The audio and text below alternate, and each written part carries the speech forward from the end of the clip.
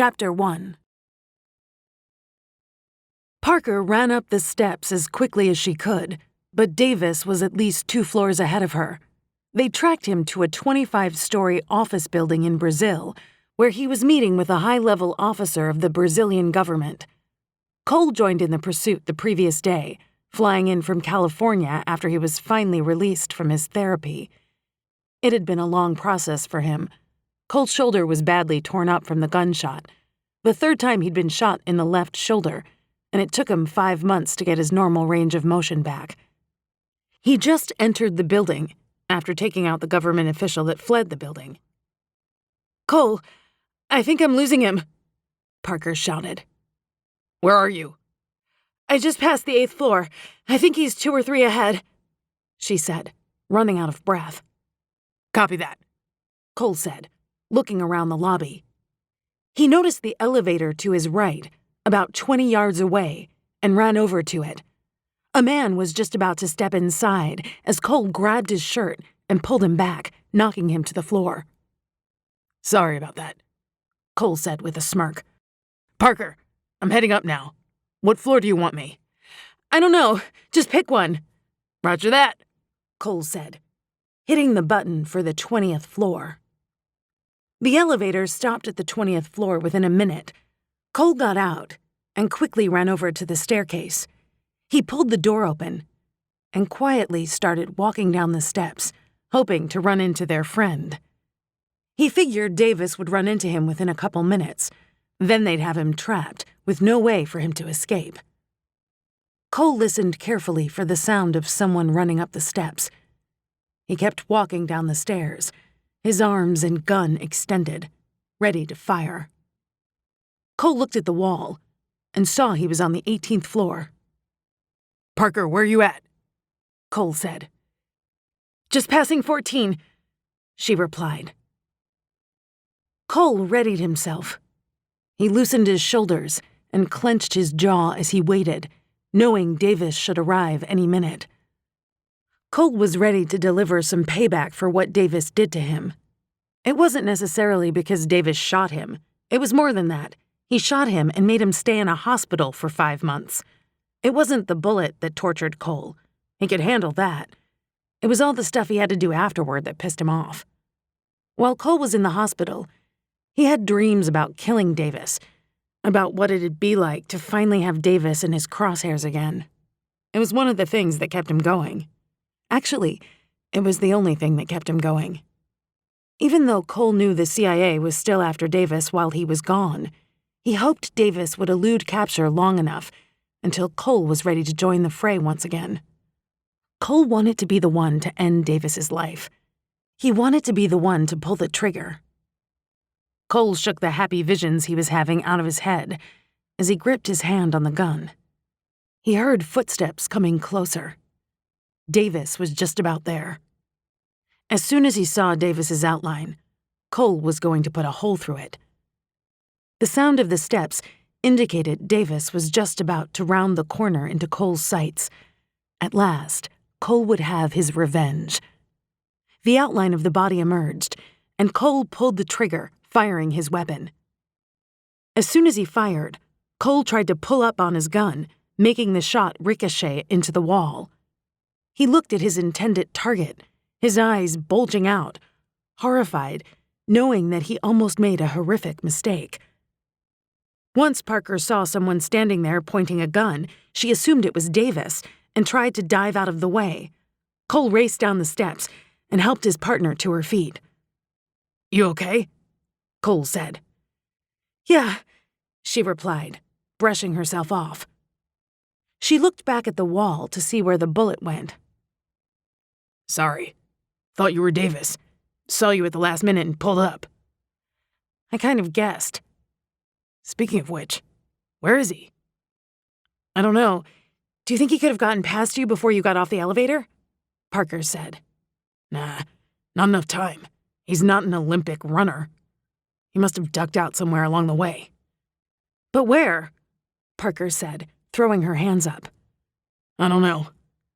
But why is he going up anyway?" Cole said. "To get away." "How's he gonna get anywhere going up?" Why didn't he try going out the door? What's he gonna do? Jump out a window? Wait, Parker said, putting her hand on Cole's arm. She tilted her head, trying to figure out what the noise was that she heard.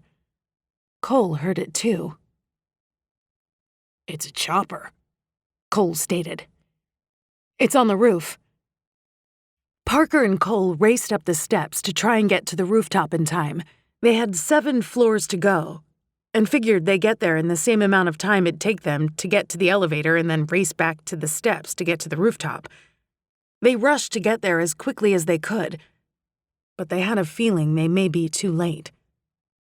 The door to the rooftop was slightly ajar, and the agents barged through it, only to be met with a barrage of gunfire coming from the helicopter. They had to retreat back inside the door for a few seconds. They regrouped and swung the door open as they looked for a spot to take cover. There was none, though, and would have to take their chances if they wanted to engage in a fight. Count of 3, Cole said, counting down. The 2 agents rushed through the door, ready to exchange bullets with their target. It was too late. The helicopter had just lifted off the ground and was slowly pulling away. Davis looked down and gave the pair a friendly wave goodbye. Cole fired a couple of rounds at the chopper, hoping he'd at least hit something that would make it crash.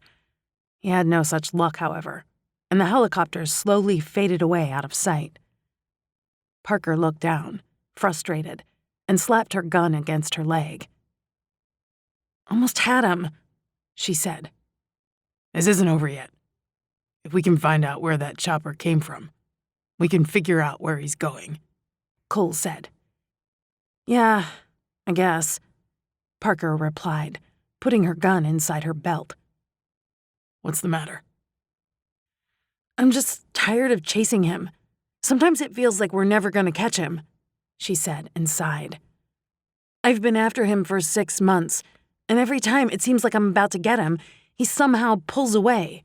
First it was Mexico, then Rio, then Guatemala, Cuba, the Bahamas, now here. I'm tired. I want this to end." The agents went back inside and took the elevator down to the main floor.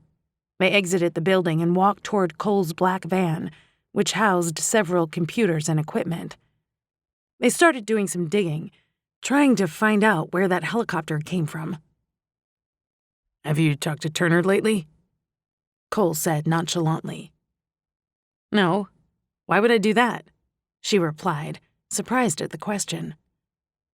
"Just wondering."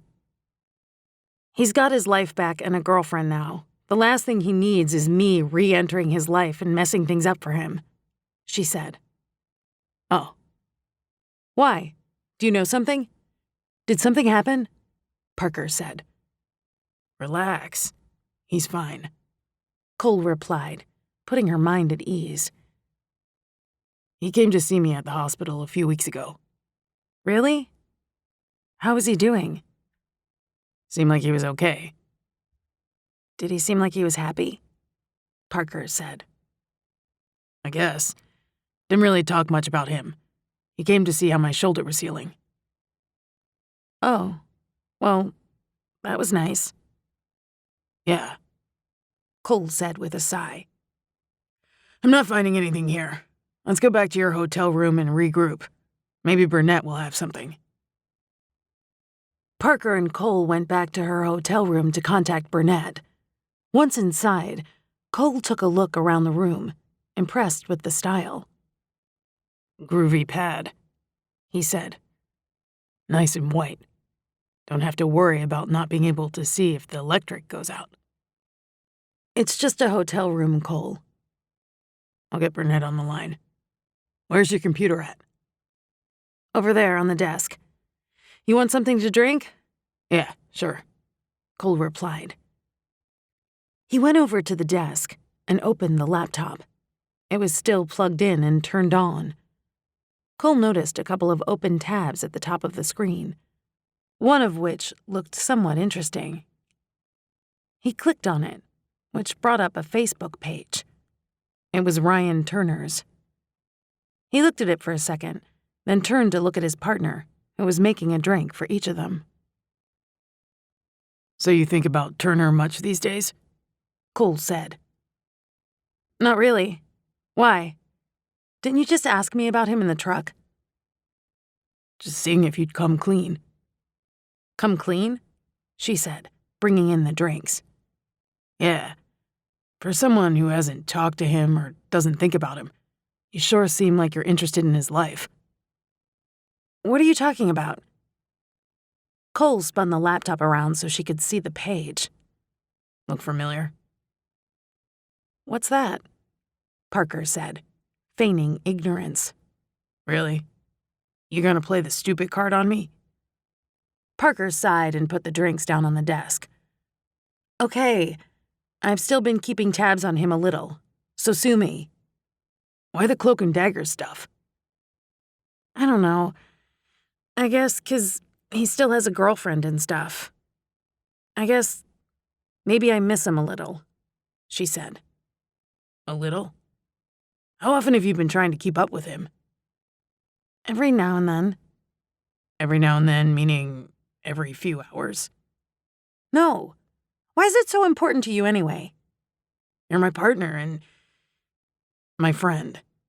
I just want to make sure your head's still in the game, he said. Well, it is. You don't have to worry about me.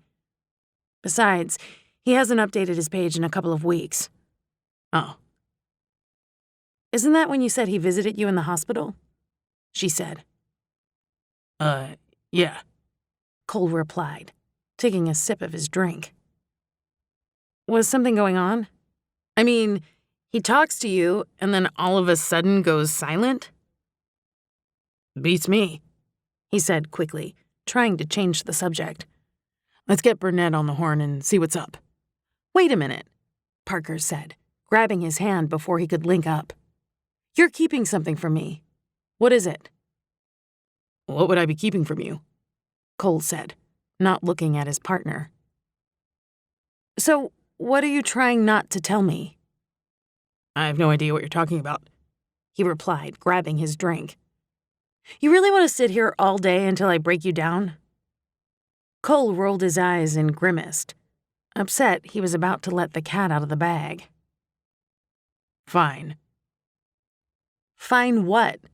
She said. Turner was having some problems with his girlfriend. Oh? They were gonna take a vacation or something for a week or so. Try to work things out. Probably why he hasn't been on Facebook. Getting his groove on, I guess. Cole said.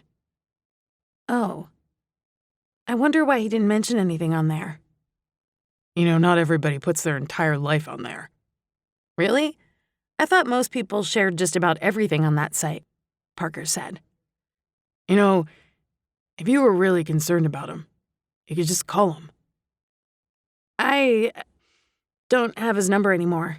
Accidentally deleted it when I left there. Accidentally? Cole said, giving her a face like he didn't believe her. Okay, I deleted it on purpose so I wouldn't be tempted to call. Mm-hmm. What's that supposed to mean? Nothing, Cole said, shaking his glass. Need more ice. Cole walked over to the kitchen and put more ice in his glass. While he was doing that, Parker sat down and started doing work on the computer. Cole noticed her phone on the counter and picked it up, then turned his back to his partner to try and hide it from her. He started to scroll through the numbers. Parker fumbled around for a few minutes on the laptop, then looked over at Cole in the kitchen. She noticed he was doing something and got up to take a look. Once she saw he was on her phone, she rushed over to grab it. Cole saw her at the last minute and lifted the phone above his head where she couldn't reach it, though she tried to jump for it. So you don't have his number anymore, huh? Cole said. Give me that. You mean this number? Cole said, showing her. The one that you accidentally, on purpose, deleted? I forgot I still had that, Parker stated sheepishly, forcefully grabbing the phone. You're about as badly hung up on someone as I've seen in a long time. I'm not hung up, she objected. How long are you going to keep denying it to yourself? I'm not denying anything. Why are you doing this to yourself? He said. Okay, yes, I'm still hung up on him, she finally admitted. I still care about him. I still think of him, and I still wish I was with him. Okay? And why aren't you? Because he has a girlfriend now. Even if he didn't, we couldn't be together. Not as long as I do what I do. He told me that himself. This job isn't conducive to having a relationship. He deserves better than that. And what if he and Marissa break up? It wouldn't change anything, she stated dejectedly. So you're just gonna go around moping for the rest of your life? Why are you so interested? I already told you. You're my friend and my partner. I haven't had many of either who I actually cared about. I'm tired of watching you go around beating yourself up over him. If you actually still care about him, then fight for him. If you're not prepared to do that, then it's time to let him go, Cole said. Parker was silent for a few seconds as she digested Cole's words. He was right, she knew he was, but she knew it'd be tough to get over the first person she really cared about in a long time. You're right, she finally said. I'll, delete his phone number and stop checking his Facebook page. right now. Cole told her, nodding his head at the phone. Parker played with her phone for a second as she toyed with the idea of deleting Turner's number. I'll do it tomorrow, she replied. Cole grunted and rolled his eyes. Impossible, he said, shaking his head. He went back over to the desk to make contact with Burnett. Before he made a connection, he offered a few more pieces of wisdom for his partner. You know, if you ever get lonely, you should do what I do, Cole said. Parker closed her eyes for a second and softly replied, I know I'm going to regret asking this. And what exactly is it that you do? Grab a hooker or a prostitute for a night. Do what you want with them. Give them a few $100 for their troubles. Give them a pat on the ass and kick them out in the morning. You both go your separate ways. Nobody gets their feelings involved. And you end up nice and refreshed. Parker just shook her head. Remind me never to come to you for relationship advice. What? He replied with a laugh. It took a few more minutes, but once they finally got Burnett on the screen, she immediately had news for them. We've got him, Burnett said. What? Parker said. He's in custody? No, Burnett replied, disappointed. I wish that were so. I mean, we've got his location pinned down. Where's he headed? Cole said. His chopper has already touched down. He just arrived at the Grand Plaza Hotel, checking in about 15 minutes. We're on our way, Parker told her, turning the link off. She started to grab her things as Cole walked to the door. Where's your stuff? It's in the van. Ready? Let's go. Parker got halfway to the door when her cell phone started ringing. She took it out of her pocket and looked at it strangely, not recognizing the number that was showing. She hesitated before answering it. Cole noticed the strange look on her face and wondered who was calling. Who is it? Cole said. Parker shrugged her shoulders before deciding to answer it. Hello? She said, sounding like someone who was afraid of who was on the other end of the line. Don't sound so happy to talk to an old friend, the man said. Parker instantly recognized the voice and needed no introduction. What do you want? Can a guy just call and talk to his old girlfriend? Parker's face grew red, and an angry look came over it as her jaw tightened. Based on her expression, Cole had a pretty good idea who she was talking to. You got pretty close to me today. Thought you almost had me, Davis said. Your time is numbered. We'll get you soon enough. Yeah, I believe you might be right. You're getting closer all the time. Calling to surrender? Parker said. Davis laughed. No, don't be ridiculous. I'm here to make you a proposition. I'm not making any deals with you. You didn't even hear me out. I'm not interested in your terms. Nothing you could say would make me say otherwise. I beg to differ, he stated. I'm not discussing anything with you, Parker said. Okay, well, his death will be on you then. What? Whose death? Oh, do I have your attention now? Davis said. Just say what you have to say. Like I said, I do believe you're getting close. Too close. I need an edge to get away. And you think I'm gonna help you escape? Yes. By leaving and forgetting about me. For a few days at least. I know I can't shake you forever, but I only need a day or two. Davis said. Spell out what you want, Parker testily replied. You have two options. I know I just checked into a hotel. You can either come get me, knowing I probably can't escape you again, or you can fly out of the country, giving me the time I need to get away. And why would I do that? Because if you come after me, you won't have enough time to save him. Save who? Oh, didn't I say? Davis laughed. Ryan Turner. You remember him, right? And why would I care what happens to him? He's not my problem anymore, she said. Let's be honest here. You care for him. You care for him deeply. If you really care for him as much as I think you do, you should probably leave right about now. What have you done? She said, worried. Just a safeguard I put in place in case this came up. What safeguard? Turner. There's a team of 3 men currently on their way to his apartment as we speak. Their mission is to kill him. What? Why would you do that? Because my safety is more important than his. Okay, I'll leave. How will I prove I'm gone? Parker said. You don't have to prove it. If I'm still here in my room in 2 hours, I'll know you left. Okay, just call off your guys. I give you my word. I'll go.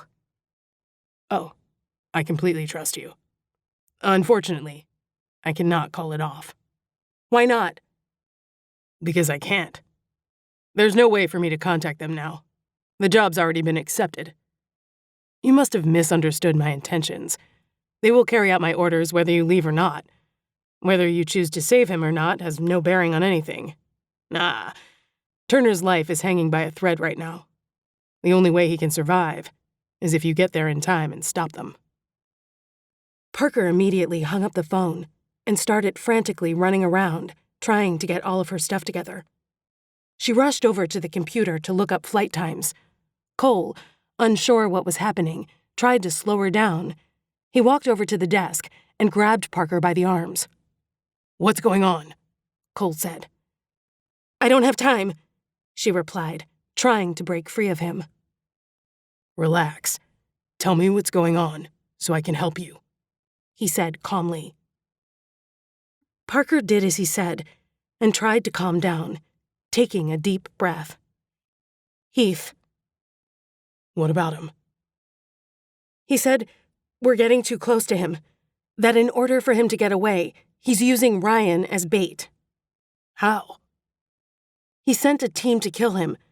The only way it won't happen is if I stop them, she explained.